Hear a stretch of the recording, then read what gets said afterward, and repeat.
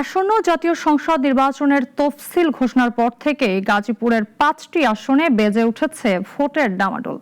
নির্বাচনের উত্তাপ ছাড়িয়েছে পুরো জেলায়। কার্যক্রম নিষিদ্ধ আওয়ামী লীগ না থাকায় কেন্দ্রে রয়েছেন বিএনপি ও জামায়াতের প্রার্থীরা। তৎপরতা রয়েছে এনসিপি ও ইসলামী শাসনতন্ত্র আন্দোলনেরও। আহমদ আল আমিনের রিপোর্ট, জানাচ্ছেন শাশ্বতী সরকার।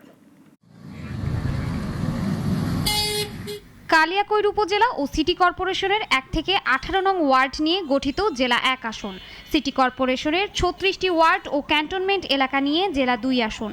শ্রীপুর উপজেলা ও সদর উপজেলার মির্জাপুর, ভাওয়ালগড় ও পিরোজকালী এই 3টি ইউনিয়ন নিয়ে জেলা 3 আসন তৈরি। কাপাসিয়া উপজেলার ইউনিয়নগুলো নিয়ে জেলা 4 ও 3টি ওয়ার্ড এবং সদরের বাড়িয়া ইউনিয়ন নিয়ে গঠন করা হয়েছে জেলার 5 আসন। আসন্ন নির্বাচনে গাজীপুরের এই 5টি আসনে প্রতিদ্বন্দ্বিতা করছেন বিভিন্ন দলের 34 জন প্রার্থী। ইতোমধ্যেই জেলার বিভিন্ন এলাকায় নির্বাচনী কার্যক্রম শুরু করেছেন তারা।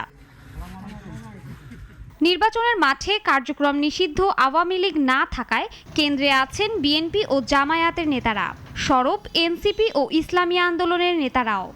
আশা করি যে গাজীপুরের মানুষ তাদের যে স্বপ্ন, সেই স্বপ্নগুলা পূরণ হবে যদি একমাত্র বিএনপি রাষ্ট্র পরিচালনার দায়িত্বে আসে।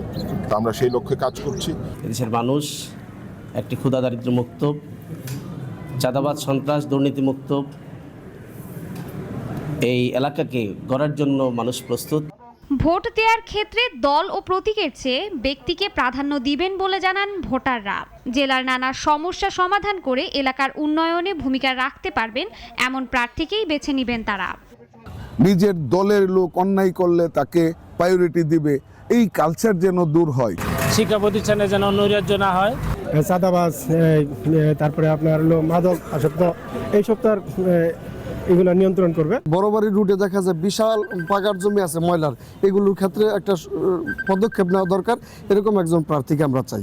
শিল্প অধ্যুষিত এই জেলায় মোট ভোটার 27,38,249 জন। বিএনপির মধ্যে অভ্যন্তরীণ কোন্দল থাকলেও দলের শক্ত প্রতিপক্ষ হয়ে উঠবে জামায়াত, মত বিশেষজ্ঞদের।